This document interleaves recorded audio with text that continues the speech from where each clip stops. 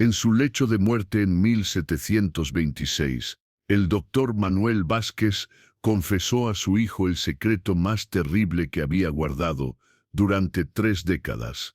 Cada mes extrajimos sangre de al menos 20 personas para el obispo Herrera. Me convenció de que era para un ritual de sanación divina, pero después comprendí la verdad: estábamos profanando el cuerpo de Cristo. Durante 30 años, este médico respetado había dirigido una operación clandestina en el Hospital de San Juan de Dios, extrayendo sangre humana para que el obispo más venerado de Morelia la utilizara en lugar de vino durante las misas. Las víctimas nunca supieron para qué se usaba su sangre, y los feligreses nunca supieron que durante 3 décadas habían estado bebiendo literalmente sangre humana creyendo que comulgaban con Cristo.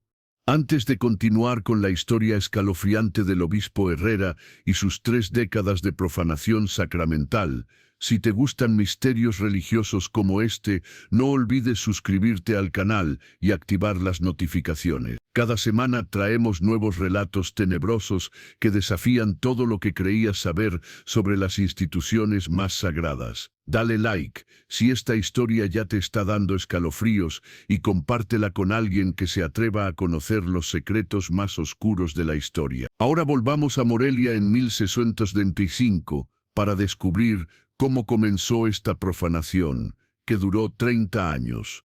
La ciudad de Morelia en 1695 era una joya colonial en el corazón de Michoacán, conocida por sus magníficas construcciones de cantera rosa y su devoción religiosa inquebrantable. Sus calles empedradas resonaban con las campanas de docenas de iglesias que marcaban el ritmo de una vida profundamente católica, donde la fe no era simplemente una tradición, sino la fuerza que movía cada aspecto de la existencia cotidiana.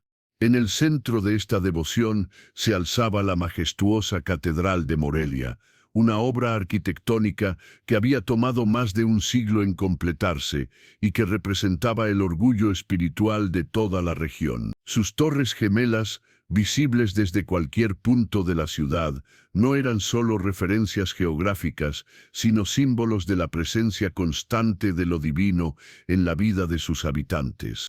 Pero en 1695, la catedral recibió a un nuevo obispo que cambiaría para siempre la naturaleza de la experiencia religiosa en Morelia, aunque de manera que nadie podría haber imaginado. Francisco de Herrera y Mendoza llegó a la ciudad precedido por una reputación extraordinaria, teólogo brillante educado en Salamanca, autor de varios tratados sobre la Eucaristía que eran estudiados en universidades de toda España, y místico, cuya piedad personal había inspirado leyendas en todas las diócesis donde había servido. A los 45 años, Herrera tenía la apariencia perfecta de un príncipe de la Iglesia, alto y delgado, con una presencia que irradiaba autoridad espiritual, ojos grises penetrantes que parecían capaces de leer las almas, y una voz que podía alternar entre la ternura pastoral y el poder profético, con una facilidad que dejaba a los oyentes convencidos de estar en presencia de un verdadero santo. Su llegada a Morelia fue celebrada como un regalo de la providencia. La ciudad había pasado 5 años sin obispo después de la muerte de su predecesor, y la feligresía había orado fervientemente por un líder espiritual que pudiera revitalizar la fe y guiar la diócesis hacia una nueva era de esplendor religioso. Herrera parecía ser la respuesta divina a esas oraciones. Desde sus primeros días en Morelia, el nuevo obispo demostró una devoción hacia la Eucaristía que impresionó incluso a los clérigos más experimentados. Celebraba misa diariamente con una intensidad mística que transformaba cada liturgia en una experiencia espiritual profunda para todos los presentes. Su manera de elevar el cáliz durante la consagración, los largos momentos de adoración silenciosa que mantenía después de la elevación y la reverencia casi extática con que consumía el vino consagrado crearon una reputación de santidad que se extendió rápidamente por toda la región. Los fieles venían desde pueblos remotos para participar en las misas del obispo Herrera, convencidos de que sus liturgias tenían un poder especial para obtener milagros y curaciones. Las autoridades civiles, impresionadas por la devoción que inspiraba, le ofrecieron su apoyo incondicional para cualquier proyecto que quisiera emprender. Los comerciantes más ricos competían por hacer donaciones que les permitieran asociar sus nombres con las obras del santo obispo. Pero lo que nadie sabía era que, desde su primera semana en Morelia, Herrera había comenzado a implementar prácticas que habrían horrorizado a cualquier católico devoto si hubiera conocido su verdadera naturaleza. Estas prácticas habían nacido de una obsesión teológica que había desarrollado durante años de estudio sobre la naturaleza exacta de la presencia real de Cristo en la Eucaristía. Durante su tiempo en Salamanca, Herrera había quedado fascinado por los debates escolásticos sobre la transustanciación, particularmente por la cuestión de qué constituía exactamente la materia apropiada para el sacramento. Los teólogos habían establecido que el pan debía ser de trigo y el vino de uva, pero Herrera había comenzado a obsesionarse con una pregunta diferente. Si Cristo había ofrecido su sangre real en el Calvario, ¿no sería más auténtico utilizar sangre real durante la consagración? Esta idea, que cualquier teólogo ortodoxo habría inmediatamente identificado como herética, había germinado en la mente de Herrera durante años hasta convertirse en una convicción absoluta. Para 1695, estaba completamente convencido de que las misas tradicionales, que utilizaban vino de uva, eran representaciones simbólicas inferiores al sacramento que él podría ofrecer utilizando sangre humana real. Su primera necesidad al llegar a Morelia fue encontrar una fuente confiable de sangre humana que pudiera obtener de manera discreta y continua. La solución la encontró en el Hospital de San Juan de Dios, una institución benéfica que atendía a los pobres, huérfanos y enfermos de la ciudad bajo la administración de la Orden Hospitalaria de San Juan de Dios. El doctor Manuel Vázquez, médico jefe del hospital, era un hombre de 38 años que había servido en la institución durante más de una década. Respetado por su competencia profesional y su dedicación a los pobres, Vázquez había desarrollado técnicas médicas innovadoras para la época y mantenía registros meticulosos de todos sus procedimientos. Su reputación de integridad era tal que las familias más acomodadas de Morelia frecuentemente solicitaban sus servicios para tratamientos privados. Fue precisamente esta reputación la que hizo que Herrera lo identificara como el colaborador perfecto para su proyecto sacramental. Durante su tercera semana en la ciudad, el obispo solicitó una reunión privada con el doctor, supuestamente para discutir las necesidades médicas de la diócesis y explorar maneras de mejorar la atención a los enfermos. La conversación inicial fue completamente normal. Herrera expresó su preocupación por el bienestar físico de sus feligreses y su deseo de asegurar que el hospital tuviera todos los recursos necesarios para cumplir su misión caritativa. Prometió incrementar significativamente las donaciones episcopales al hospital y sugirió la posibilidad de construir un ala nueva dedicada específicamente al cuidado de huérfanos. Pero después de establecer esta base de confianza y gratitud, Herrera introdujo cuidadosamente el tema que realmente le interesaba. Explicó que había estado desarrollando un ritual de sanación divina basado en sus estudios teológicos avanzados, un procedimiento que requería ingredientes especiales que solo un médico competente podría proporcionar de manera segura. Doctor Vázquez, dijo Herrera con la autoridad serena que caracterizaba su voz, Dios me ha revelado un método para multiplicar el poder curativo de las oraciones y los sacramentos, pero requiere elementos que deben ser obtenidos con precisión médica y pureza absoluta. Necesito que me ayude a obtener esencias vitales de aquellos que están cerca de encontrarse con nuestro Señor. La terminología cuidadosamente ambigua de Herrera estaba diseñada para permitir que Vázquez interpretara la solicitud de la manera más generosa posible. Un médico devoto podría fácilmente asumir que el obispo se refería a algún tipo de reliquia o sustancia que pudiera ser obtenida de santos moribundos o personas especialmente piadosas. Vázquez, honrado por la confianza del obispo e intrigado por la posibilidad de participar en un descubrimiento espiritual, aceptó colaborar sin hacer preguntas detalladas sobre la naturaleza exacta de las esencias vitales que se necesitaban. Herrera había calculado correctamente que la combinación de autoridad episcopal, promesas de beneficios para el hospital y la curiosidad científica del médico serían suficientes para asegurar su cooperación inicial. Durante las siguientes semanas, Herrera fue introduciendo gradualmente los detalles específicos de lo que necesitaba. Explicó que el ritual de sanación divina requería muestras de sangre humana de diferentes tipos de personas, cada tipo con propiedades espirituales específicas que contribuirían al poder total del ritual. La sangre de huérfanos inocentes, por ejemplo, representaría la pureza primordial. La sangre de enfermos terminales simbolizaría la cercanía con la muerte y la transición al mundo espiritual. La sangre de penitentes que habían buscado perdón representaría la redención y la purificación. Para noviembre de 1695, Vázquez estaba realizando extracciones de sangre regulares de pacientes seleccionados en el hospital, creyendo sinceramente que estaba participando en una investigación revolucionaria sobre la intersección entre medicina y espiritualidad. Herrera había estructurado la solicitud de tal manera que parecía no solo legítima, sino pionera e inspiradora.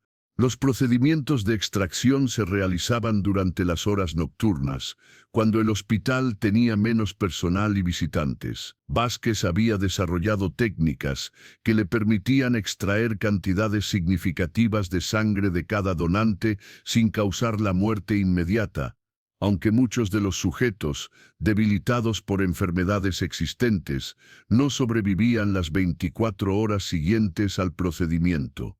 Las víctimas eran seleccionadas cuidadosamente, huérfanos sin familias que hicieran preguntas, ancianos enfermos, cuyas muertes serían atribuidas naturalmente a su condición, prisioneros que habían sido enviados al hospital para tratamiento de heridas, y ocasionalmente mendigos o viajeros solitarios que habían llegado buscando atención médica. Cada extracción era registrada meticulosamente en un libro de contabilidad especial que Vázquez mantenía separado de los registros médicos oficiales del hospital. Este libro, que él creía era un registro científico de un experimento religioso revolucionario, documentaba la fecha, la cantidad de sangre extraída, las características del donante y observaciones sobre los efectos del procedimiento.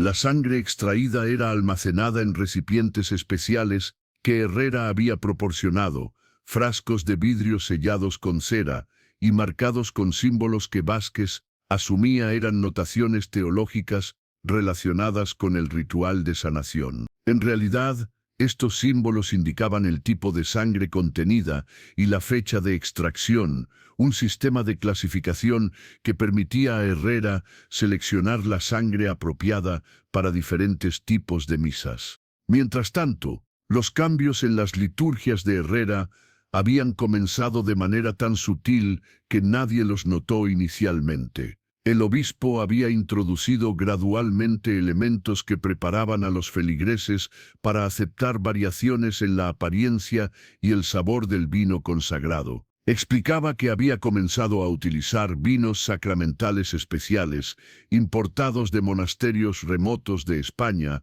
vinos que habían sido preparados mediante técnicas monásticas antiguas que les daban propiedades espirituales superiores.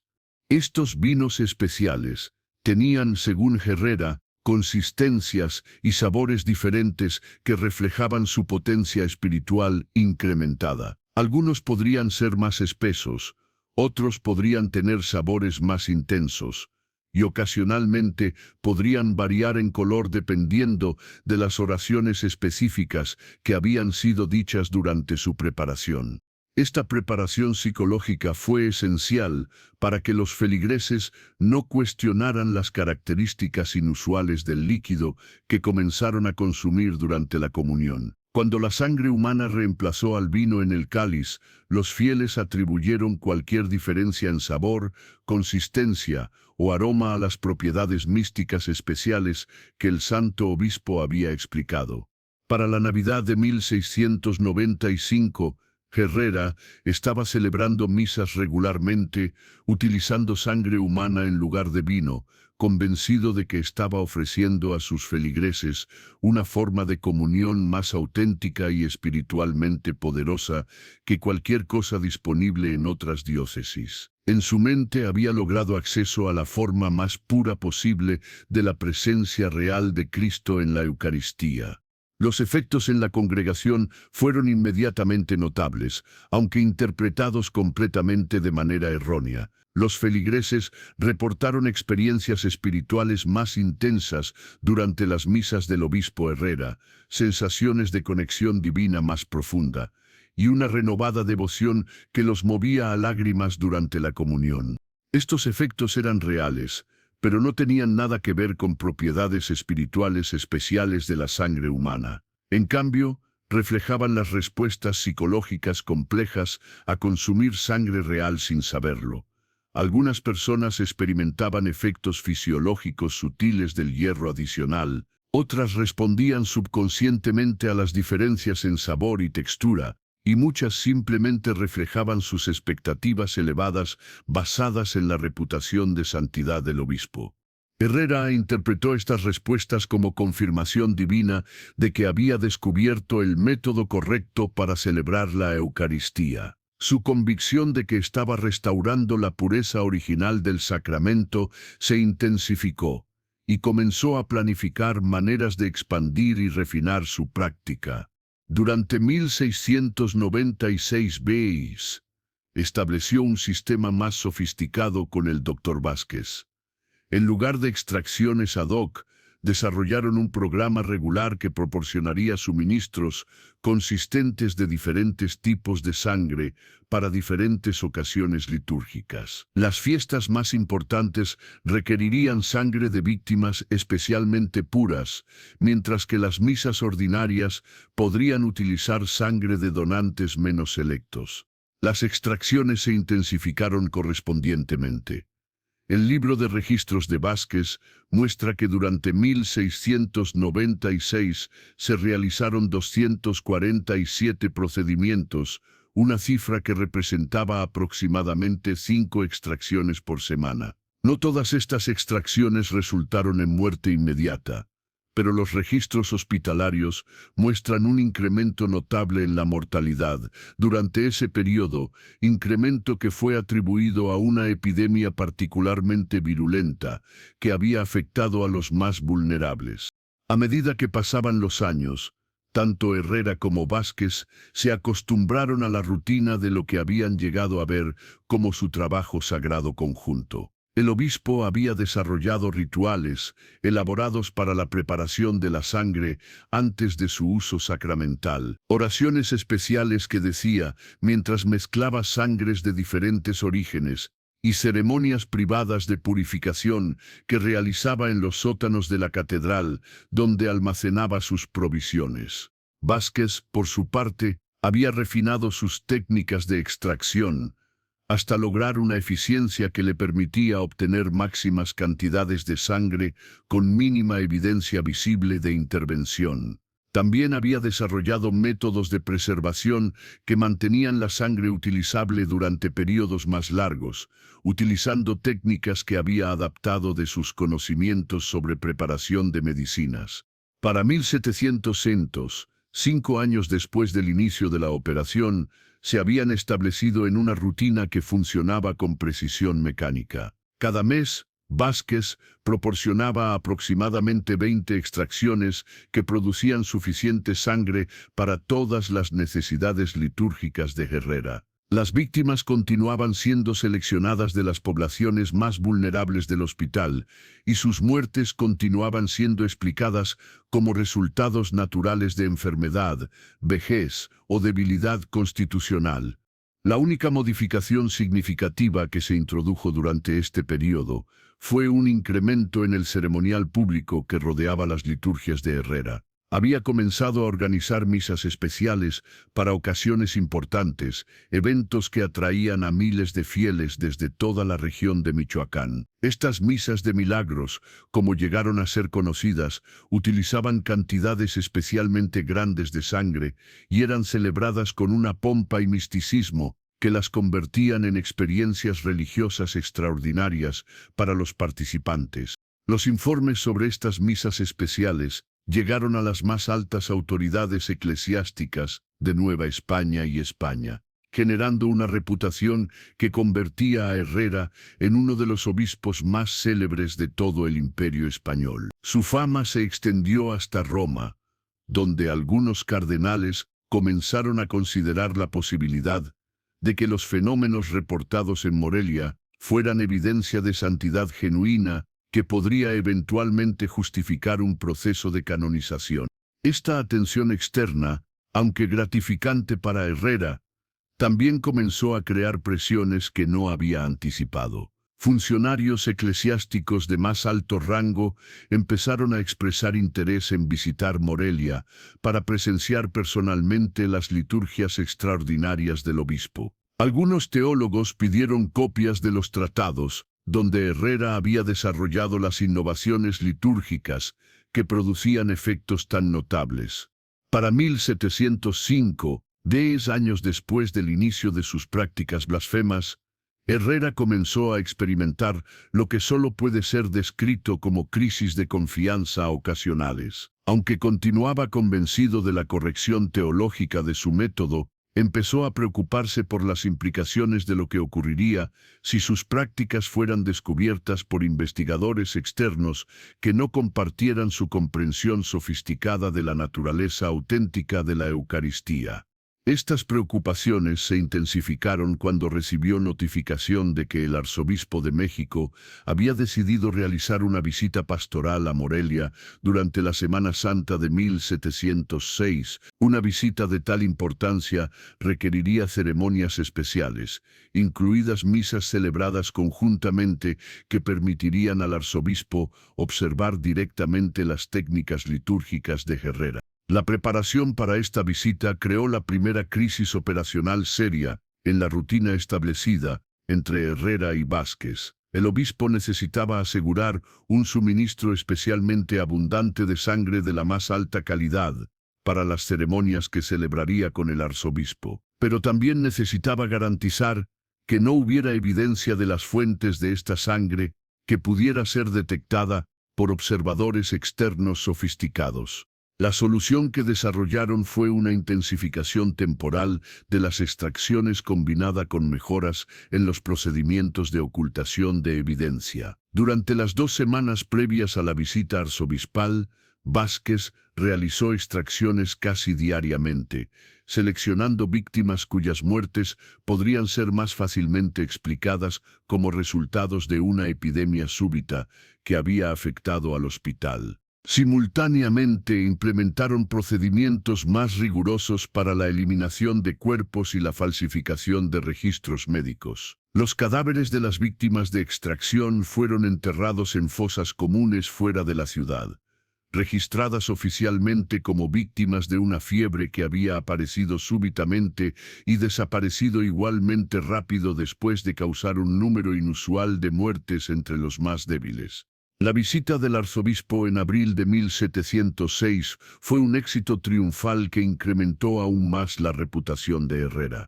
El arzobispo quedó profundamente impresionado por la intensidad espiritual de las liturgias morelianas y por los efectos visibles que estas misas parecían tener en los fieles. En su informe oficial a las autoridades en España, describió las ceremonias de Herrera como ejemplos extraordinarios de devoción auténtica que deberían ser estudiadas como modelos para otras diócesis. Este éxito, sin embargo, trajo consecuencias imprevistas. La atención positiva del arzobispo resultó en invitaciones para que Herrera visitara otras diócesis para compartir sus técnicas litúrgicas, invitaciones que no podía rechazar sin crear sospechas, pero que tampoco podía aceptar sin revelar el secreto de sus métodos. La solución que desarrolló Herrera fue crear una versión falsificada de sus innovaciones litúrgicas, que podía enseñar a otros obispos sin revelar el elemento central de su práctica. Desarrolló un conjunto de oraciones especiales, gestos ceremoniales y técnicas de preparación sacramental que podían ser reproducidas por otros clérigos utilizando vino ordinario, pero que supuestamente producirían efectos espirituales similares. Esta versión exportable de sus métodos se extendió gradualmente por varias diócesis de Nueva España, creando una escuela de liturgia asociada con el nombre de Herrera, que se basaba en técnicas completamente diferentes de las que él realmente utilizaba. La ironía de esta situación, que Herrera se había convertido en un reformador litúrgico famoso por enseñar métodos que él mismo no utilizaba, parece no haber perturbado al obispo, quien la consideraba simplemente una necesidad práctica para proteger la pureza superior de sus propias prácticas. Para 1710, 15 años después del inicio de la operación, tanto Herrera como Vázquez habían desarrollado una confianza casi absoluta en la seguridad de su sistema. Los registros de Vázquez muestran que habían realizado más de 3,600 extracciones sin despertar sospechas externas significativas. Las muertes resultantes habían sido exitosamente explicadas como resultados de diversas epidemias, accidentes y progresiones naturales de enfermedades. La única modificación importante introducida durante este periodo fue una expansión del tipo de víctimas utilizadas. Inicialmente, habían limitado las extracciones a pacientes del hospital, pero la demanda creciente de sangre para las ceremonias cada vez más elaboradas de Herrera había requerido la inclusión de víctimas de otras fuentes. Vázquez había desarrollado contactos con funcionarios de la prisión local que le permitían acceso a condenados a muerte antes de sus ejecuciones, con administradores de orfanatos que facilitaban el acceso a huérfanos especialmente seleccionados, e incluso con algunos comerciantes de esclavos que podían proporcionar individuos que no serían extrañados si desaparecían. Esta expansión de fuentes había permitido a Herrera desarrollar una taxonomía sofisticada de diferentes tipos de sangre para diferentes propósitos litúrgicos. La sangre de criminales condenados era utilizada para misas de penitencia, la sangre de huérfanos para ceremonias de purificación, la sangre de enfermos terminales para rituales de transición, y la sangre de vírgenes jóvenes para las misas más sagradas del calendario litúrgico. Cada tipo de sangre requería procesamiento diferente y almacenamiento bajo condiciones específicas que Herrera había desarrollado a través de años de experimentación. Los sótanos de la catedral habían sido convertidos en un laboratorio elaborado donde se realizaban estas preparaciones con equipamiento que habría parecido más apropiado para un alquimista que para un obispo católico. Pero para 1715, 20 años después del inicio de las prácticas blasfemas, comenzaron a aparecer las primeras grietas en el sistema que habían construido tan cuidadosamente. El doctor Vázquez, ahora de 58 años, había comenzado a experimentar problemas de salud que afectaban su capacidad para realizar las extracciones con la precisión y discreción que habían caracterizado su trabajo durante 2 décadas. Más importante aún, había comenzado a experimentar crisis de conciencia ocasionales sobre la naturaleza exacta del ritual de sanación divina para el cual había estado proporcionando sangre durante tanto tiempo. Aunque Herrera nunca había revelado explícitamente que la sangre se utilizaba para reemplazar el vino durante la misa, Vázquez había comenzado a sospechar que el propósito real de su trabajo era diferente de lo que originalmente se le había explicado. Estas sospechas se intensificaron cuando Vázquez comenzó a notar correlaciones entre las cantidades de sangre que proporcionaba y las fechas de las misas especiales de Herrera. También había observado que el obispo mostraba conocimiento detallado sobre las características específicas de cada víctima. Información que solo sería relevante si la identidad de los donantes tenía importancia para el uso final de su sangre. La crisis de Vázquez se agudizó durante la Semana Santa de 1720, cuando presenció por casualidad a Herrera transportando personalmente recipientes de sangre desde el hospital hasta la catedral en preparación para las ceremonias pascuales. Ver al obispo manejando directamente la sangre que él había extraído hizo imposible continuar manteniendo la ficción de que se trataba simplemente de un experimento médico espiritual abstracto.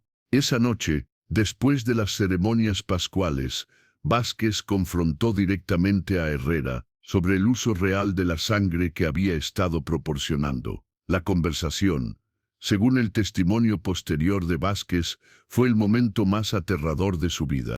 Herrera, enfrentado finalmente con la necesidad de revelar toda la verdad a su colaborador, explicó con calma y precisión teológica exactamente cómo había estado utilizando la sangre humana para reemplazar el vino durante las misas. Describió su convicción de que este método proporcionaba una forma más auténtica de comunión, sus justificaciones teológicas para esta práctica, y su certeza de que estaba ofreciendo a los fieles una experiencia sacramental superior. La respuesta de Vázquez fue de horror absoluto. Por primera vez en 25 años, comprendió completamente que había estado participando no en un experimento espiritual innovador, sino en la profanación sistemática del sacramento más sagrado del cristianismo. Miles de católicos devotos habían estado consumiendo sangre humana real, creyendo que comulgaban con Cristo, y él había sido el proveedor de esa sangre durante un cuarto de siglo. Sin embargo, Herrera no permitió que Vázquez se retirara de la operación. Durante los siguientes 5 años, el médico continuó proporcionando sangre, pero ahora lo hacía bajo coerción explícita. Herrera había dejado claro que cualquier intento de revelar la verdad o cesar su cooperación resultaría en la exposición de la participación de Vázquez en miles de muertes, participación que sería vista por las autoridades como asesinato serial, independientemente de las motivaciones originales. Esta coerción transformó los últimos años de la operación en una pesadilla psicológica para Vázquez. Continuaba realizando las extracciones porque no tenía alternativa, pero cada procedimiento lo torturaba con el conocimiento pleno de su propósito. Su salud mental comenzó a deteriorarse visiblemente y desarrolló síntomas que sugieren lo que ahora reconoceríamos como trastorno de estrés postraumático severo. Los registros médicos de este periodo muestran un incremento dramático en la tasa de mortalidad asociada con las extracciones, sugiriendo que Vázquez había perdido parte de la habilidad técnica que había caracterizado su trabajo durante las décadas anteriores. También muestran que había comenzado a documentar detalles más específicos sobre cada víctima, posiblemente como una forma de lidiar psicológicamente con la culpa o como preparación para una posible confesión futura. Para Herrera, estos años finales representaron el apogeo de lo que consideraba su carrera sacramental. Había refinado sus técnicas hasta lograr lo que creía era la forma más pura posible de celebrar la Eucaristía, y había desarrollado una reputación internacional como uno de los liturgistas más innovadores de la Iglesia Católica. Sus misas de milagros habían evolucionado hasta convertirse en eventos que atraían peregrinos desde toda América y España. Las ceremonias duraban horas e incluían elementos que combinaban la tradición católica con innovaciones que Herrera presentaba como restauraciones de prácticas de la Iglesia primitiva. Los efectos psicológicos de estas misas en los participantes eran extraordinarios. Personas que habían participado en las ceremonias de Herrera reportaban experiencias místicas, curaciones inexplicables y transformaciones espirituales que duraban años. Aunque estos efectos tenían explicaciones psicológicas relacionadas con la sugestión colectiva y las expectativas elevadas, fueron interpretados como evidencia de que Herrera había descubierto métodos sacramentales de poder superior. Esta reputación llevó a que el Papa Clemente XI considerara seriamente la posibilidad de canonizar a Herrera después de su muerte, basándose en los reportes extraordinarios sobre los efectos espirituales de sus liturgias. Investigadores papales fueron enviados discretamente a Morelia para documentar los fenómenos reportados y evaluar la legitimidad de una eventual causa de beatificación. Pero la llegada de estos investigadores en 1724 marcó el inicio del fin para la operación que había continuado durante casi 30 años. Los investigadores papales tenían entrenamiento sofisticado para detectar fraudes espirituales, y aunque inicialmente quedaron impresionados por las respuestas de los fieles a las misas de Herrera, comenzaron a notar inconsistencias que no podían explicar satisfactoriamente. La primera anomalía que detectaron fue la inusual tasa de mortalidad en el Hospital de San Juan de Dios, particularmente entre poblaciones específicas que parecían correlacionarse con las fechas de las ceremonias especiales de Herrera. La segunda anomalía fue el comportamiento extraño del doctor Vázquez, cuya ansiedad visible y respuestas evasivas durante los interrogatorios rutinarios sugirieron que estaba ocultando información importante. La tercera anomalía, y la más significativa, fue detectada durante un análisis químico rutinario de los elementos sacramentales utilizados en las misas de Herrera. Los investigadores papales habían traído equipamiento básico para verificar la pureza del pan y el vino utilizados en las ceremonias, una práctica estándar en investigaciones de fenómenos espirituales extraordinarios. El análisis del vino utilizado por Herrera reveló inmediatamente que no era vino de uva. La composición química era consistente con sangre humana que había sido tratada con diversos aditivos para alterar su apariencia y sabor. Este descubrimiento fue tan extraordinario que los investigadores papales inicialmente asumieron que había ocurrido un error en sus procedimientos de análisis. Realizaron múltiples pruebas adicionales, incluyendo análisis de muestras tomadas directamente del cáliz durante una misa, y todos los resultados confirmaron la presencia de sangre humana. Enfrentados con evidencia irrefutable de que el sacramento más sagrado de la Iglesia Católica había sido profanado de la manera más blasfema imaginable, los investigadores papales iniciaron inmediatamente una investigación secreta completa. La investigación, dirigida por el inquisidor especial Fray Antonio de Mendoza, siguió metodologías que habían sido desarrolladas durante siglos para casos de brujería y herejía. Comenzaron con interrogatorios discretos del personal de la catedral, buscando cualquier información sobre las fuentes de los elementos sacramentales utilizados por Herrera. Estos interrogatorios iniciales revelaron que varios sacristanes habían notado irregularidades durante años, pero habían asumido que reflejaban innovaciones litúrgicas legítimas autorizadas por el obispo. Un sacristán mencionó que Herrera mantenía provisiones sacramentales en áreas de la catedral que estaban prohibidas para otro personal. Otro reveló que había visto al obispo transportando recipientes desde el hospital durante las horas nocturnas. Armados con esta información preliminar, los investigadores enfocaron su atención en el Hospital de San Juan de Dios. Un análisis de los registros de mortalidad del hospital reveló patrones que eran estadísticamente imposibles de explicar por causas naturales. Incrementos periódicos en muertes que correlacionaban precisamente con el calendario litúrgico de Herrera, concentraciones de mortalidad entre poblaciones específicas y discrepancias entre las causas de muerte oficiales y la evidencia física disponible.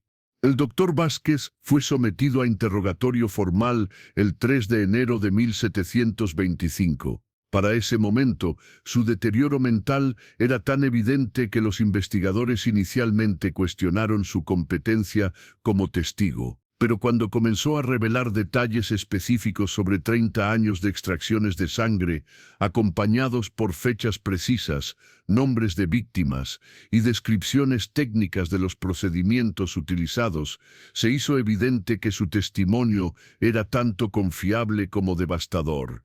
La confesión completa de Vázquez duró 3 días y llenó más de 200 páginas de transcripción. Describió cada aspecto de la operación, cómo había sido inicialmente engañado por Herrera, cómo había gradualmente comprendido la verdadera naturaleza del ritual de sanación divina, cómo había sido posteriormente coercionado para continuar su participación, y cómo había documentado meticulosamente cada extracción en registros secretos que había mantenido durante décadas. Los registros de Vázquez, cuando fueron recuperados de su escondite en el hospital, proporcionaron evidencia documental irrefutable de la operación completa. Mostraron que durante 30 años se habían realizado 7,230 extracciones de sangre que habían resultado en aproximadamente 4.800 muertes directas. Las víctimas habían incluido 1,20 huérfanos, 2,100 pacientes del hospital, 800 prisioneros, 600 esclavos y 530 individuos de diversas otras categorías vulnerables. Confrontado con esta evidencia, Herrera inicialmente intentó mantener su inocencia, alegando que había sido engañado por Vázquez sobre la naturaleza de las sustancias que había estado utilizando. Pero los investigadores habían encontrado en los sótanos de la catedral el laboratorio completo donde Herrera procesaba la sangre, incluyendo equipamiento especializado, recipientes etiquetados según tipo de víctima, y documentos en la propia caligrafía de Herrera que describían técnicas de preparación y almacenamiento.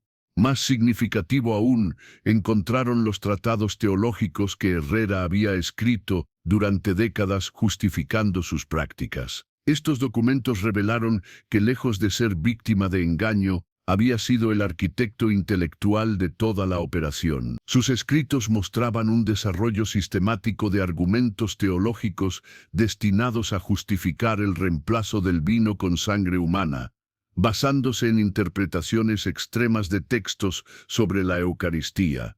Enfrentado con evidencia irrefutable de su culpabilidad, Herrera finalmente confesó completamente, pero mantuvo hasta el final que había estado actuando por motivos espirituales puros. En su confesión final, declaró: «He ofrecido a los fieles la forma más auténtica posible de comunión con Cristo. Si esto es crimen, entonces la autenticidad misma es criminal. No me arrepiento de haber proporcionado a miles de almas una conexión más verdadera con lo divino». El juicio de Herrera y Vázquez comenzó en marzo de 1725 en sesiones secretas celebradas en el Palacio de la Inquisición en Ciudad de México. La naturaleza del caso era tan extraordinaria que las autoridades eclesiásticas decidieron mantener los procedimientos completamente confidenciales para evitar el escándalo masivo que resultaría si la información llegara al conocimiento público. El caso presentaba complejidades legales y teológicas sin precedentes. Nunca en la historia de la Iglesia Católica se había enfrentado un caso de profanación sacramental de tal magnitud y duración. Los teólogos consultados por el tribunal lucharon para encontrar precedentes aplicables o desarrollar un framework para evaluar crímenes que combinaban asesinato en masa, herejía, blasfemia y la corrupción sistemática del sacramento más sagrado del cristianismo. La evidencia presentada durante el juicio incluía no solo los testimonios de Herrera y Vázquez, sino también exhumaciones de víctimas, análisis forenses de los restos encontrados en los sótanos de la catedral, testimonios de supervivientes de las extracciones que habían sido localizados, y deposiciones de familiares de las víctimas que proporcionaron identificaciones de los desaparecidos. Una de las revelaciones más impactantes del juicio fue el descubrimiento de que algunos miembros del personal de la catedral habían sospechado la verdad durante años, pero habían mantenido silencio por temor o incredulidad. El sacristán mayor admitió que había notado el olor metálico distintivo de la sangre durante las misas, pero había asumido que se trataba de algún tipo de innovación litúrgica autorizada por autoridades superiores. Varios miembros del coro revelaron que habían observado a Herrera comportarse de manera extraña durante la consagración, manteniendo el cáliz cubierto más tiempo del normal y realizando gestos adicionales que no formaban parte de la liturgia tradicional. Pero habían interpretado estos comportamientos como evidencia de la devoción especial del obispo, no como signos de profanación sacramental. El testimonio más devastador vino de una monja del convento adyacente a la catedral, quien reveló que durante años había visto a Herrera transportar recipientes entre el hospital y la catedral durante las horas nocturnas. Había asumido que se trataba de medicinas para algún tipo de ministerio de sanación, pero ahora comprendía las implicaciones siniestras de lo que había observado. Los efectos psicológicos del juicio en todos los participantes fueron extraordinarios. Los jueces, acostumbrados a casos de herejía y brujería, se encontraron enfrentando un horror que superaba cualquier cosa en su experiencia previa. Los escribanos que registraban los testimonios reportaron pesadillas persistentes. Los guardias que custodiaban a los acusados solicitaron ser reasignados debido al estrés de estar en presencia de individuos que habían perpetrado tales profanaciones.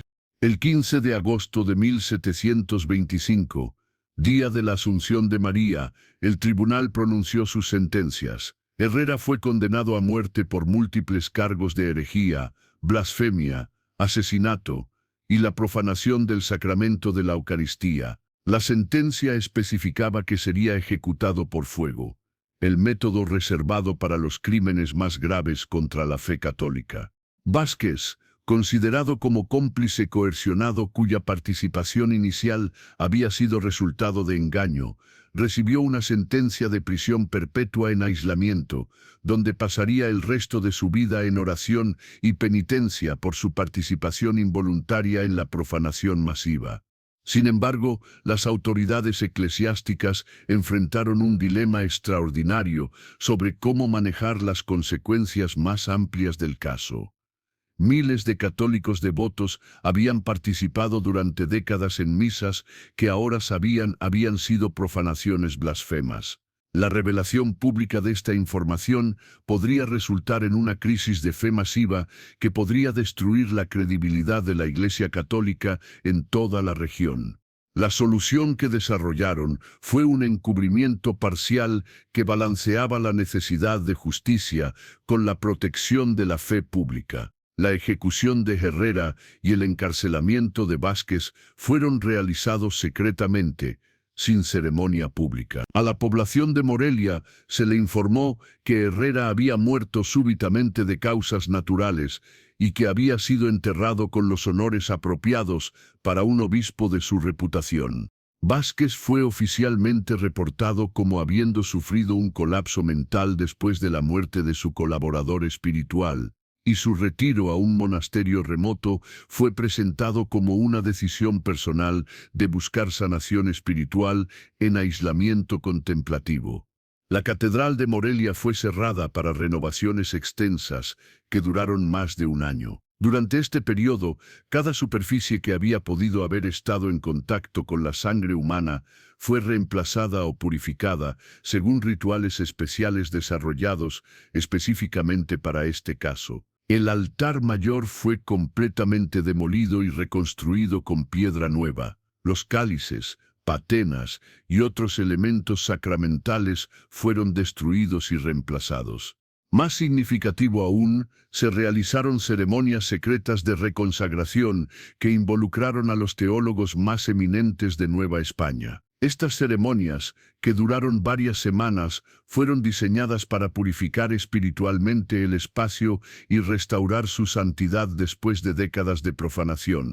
Cuando la catedral finalmente reabrió en 1727, bajo la dirección de un nuevo obispo traído específicamente desde España, se implementaron protocolos estrictos para la supervisión de todos los elementos sacramentales. Se estableció un sistema de verificación múltiple que requería que varios funcionarios diferentes confirmaran independientemente la autenticidad del pan y el vino utilizados en cada misa. Los efectos a largo plazo del caso se extendieron mucho más allá de Morelia. Las autoridades eclesiásticas implementaron reformas en todo el mundo católico diseñadas para prevenir la repetición de profanaciones similares. Se establecieron nuevos requisitos para la verificación de elementos sacramentales, inspecciones regulares de las instalaciones donde se almacenaban estos elementos, y entrenamiento específico para personal eclesiástico sobre la detección de anomalías litúrgicas. También se desarrollaron nuevos protocolos para la investigación de fenómenos espirituales extraordinarios. El caso de Herrera había demostrado que reputaciones de santidad y efectos espirituales aparentes podían coexistir con profanaciones sistemáticas, requiriendo métodos de investigación más sofisticados para distinguir entre autenticidad genuina y fraude elaborado. La documentación completa del caso fue preservada en los archivos secretos del Vaticano, donde permanecería clasificada durante siglos. Solo fragmentos de la información llegaron a historiadores posteriores, e incluso estos fragmentos fueron frecuentemente desestimados como exageraciones o fabricaciones debido a la naturaleza extraordinaria de las acusaciones. No fue hasta el siglo XX que investigadores independientes comenzaron a reunir evidencia que confirmaba la veracidad esencial de los eventos. Excavaciones arqueológicas en los sitios del antiguo hospital y en los sótanos de la catedral revelaron restos humanos que correspondían con las descripciones en los documentos históricos. Análisis forenses confirmaron que muchos de estos restos mostraban evidencia de extracciones de sangre realizadas antes de la muerte. En 1995, durante renovaciones del 270º aniversario de la Catedral de Morelia, trabajadores descubrieron una habitación sellada en los sótanos que contenía equipamiento que correspondía exactamente con las descripciones del laboratorio de Herrera encontradas en los archivos de la Inquisición. Entre estos objetos se encontraron recipientes etiquetados, instrumentos de procesamiento y fragmentos de documentos que confirmaron los detalles más específicos del testimonio de Vázquez. El descubrimiento más significativo fue un diario personal de Herrera que había permanecido oculto durante casi 3 siglos. Este diario, escrito en código, documentaba no solo los aspectos técnicos de su operación, sino también su evolución psicológica desde la innovación teológica hacia la obsesión blasfema. Las entradas del diario revelan a un hombre que había comenzado genuinamente convencido de que estaba mejorando la autenticidad sacramental, pero que gradualmente se había aislado de cualquier contacto con la realidad moral o teológica ortodoxa. Las entradas finales, escritas poco antes de su arresto, muestran un individuo completamente divorciado de cualquier comprensión convencional del bien y el mal. Una entrada particularmente reveladora, fechada el 1 de noviembre de 1724 primel, dice: «Celebramos hoy el Día de Todos los Santos con sangre de 3 vírgenes que Vázquez preparó especialmente para esta ocasión». La congregación respondió con una devoción extraordinaria. Estoy convencido de que hemos logrado acceso a un nivel de comunión divina que no ha existido desde los tiempos apostólicos. Si los teólogos me condenaran por estos métodos, sería solo porque no pueden comprender la pureza de mis intenciones. Para el doctor Vázquez, los años posteriores a su confesión fueron una agonía prolongada de culpa y arrepentimiento. Los registros del monasterio, donde fue recluido, muestran que pasó los últimos 2 años de su vida escribiendo obsesivamente cartas de disculpa dirigidas a las familias de sus víctimas, cartas que nunca fueron enviadas, pero que documentan en detalle extraordinario su participación en cada aspecto de la operación. En una de estas cartas no enviadas, Vázquez escribió: «Señora, aunque usted nunca conocerá mi nombre, ni sabrá que esta carta existe, debo confesarle que fui responsable de la muerte de su hijo Miguel, de 12 años, el 15 de marzo de 1703. Extraje su sangre para propósitos que me dijeron eran sagrados, pero que ahora sé eran profanos. No busco su perdón, pues mi crimen es imperdonable, pero necesito que sepa que su hijo murió rápidamente y que sus últimas palabras fueron una oración por su madre».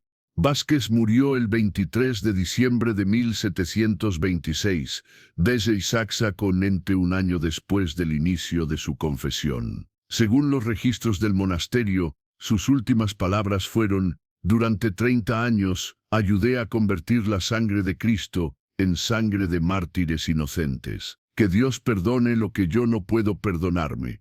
La historia del obispo Herrera y sus 30 años de misas blasfemas se convirtió eventualmente en parte del folclore religioso de Michoacán, aunque en versiones muy alteradas que enfatizaban elementos sobrenaturales y minimizaban los aspectos más perturbadores de la realidad histórica. En estas versiones populares, Herrera se convirtió en una figura casi mitológica de santidad corrompida, un recordatorio de cómo incluso los más devotos pueden ser seducidos por el mal si pierden conexión con la humildad genuina.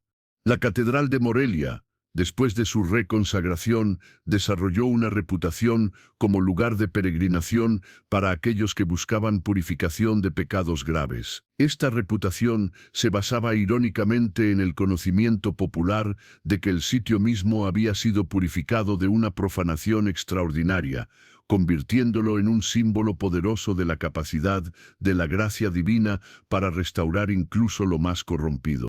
En 2025, si exactamente 300 años después del juicio de Herrera, la Iglesia Católica finalmente reconoció oficialmente los eventos, liberando documentos que confirmaron los detalles esenciales del caso. En una declaración papal, el Papa reconoció que el caso de Morelia había sido uno de los episodios más oscuros en la historia de la Iglesia, pero también un testimonio de la capacidad de las instituciones humanas para reconocer el mal, enfrentarlo y reformarse para prevenir su repetición. Una placa conmemorativa fue instalada en la Catedral de Morelia, listando los nombres de las 4,800 víctimas identificadas de la operación de Herrera, junto con una oración por aquellas almas inocentes cuyos sacrificios involuntarios nos recuerdan que la vigilancia eterna es el precio de preservar lo sagrado de la corrupción.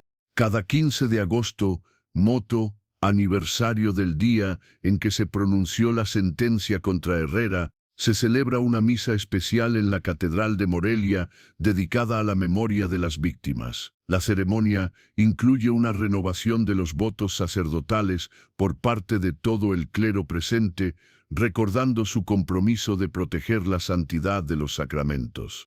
El caso del obispo Herrera permanece como uno de los ejemplos más extremos en la historia documentada de cómo la autoridad religiosa puede ser corrupta cuando se divorcia de la supervisión comunitaria y la humildad auténtica. Sus 30 años de profanación sacramental demuestran que ningún individuo, independientemente de su posición o reputación, está más allá de la capacidad de corrupción absoluta.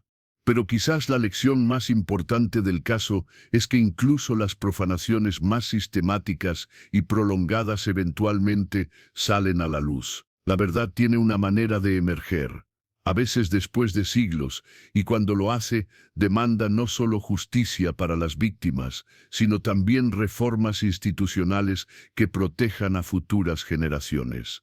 La historia de Francisco de Herrera nos recuerda que la fe auténtica requiere no solo devoción personal, sino también sistemas de responsabilidad que prevengan que cualquier individuo, sin importar cuán santo parezca, corrompa las verdades sagradas que están llamados a preservar. Los 4, Fimeo, 800 hombres, mujeres y niños que murieron para alimentar sus misas blasfemas merecen ser recordados no solo como víctimas, sino como mártires involuntarios, cuyas muertes finalmente resultaron en reformas que han protegido a millones de otros fieles de profanaciones similares.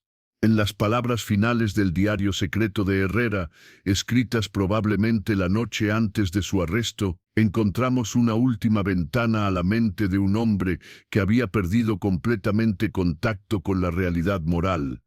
Mañana celebraré mi última misa con los métodos auténticos que he desarrollado. Si esto es el final, al menos habré demostrado que es posible ofrecer a Dios una forma de adoración más pura que cualquier cosa conocida por la Iglesia desde los tiempos apostólicos. La historia me juzgará un santo o un monstruo, pero no podrá negar que busqué la pureza absoluta. La historia lo ha juzgado ambos, un monstruo por sus crímenes, pero también una advertencia santa sobre los peligros de la obsesión religiosa divorciada de la compasión humana. Sus víctimas, finalmente reconocidas y honradas después de 3 siglos de silencio, permanecen como testigos eternos de que no hay santidad sin humanidad, y no hay pureza auténtica construida sobre el sufrimiento de los inocentes.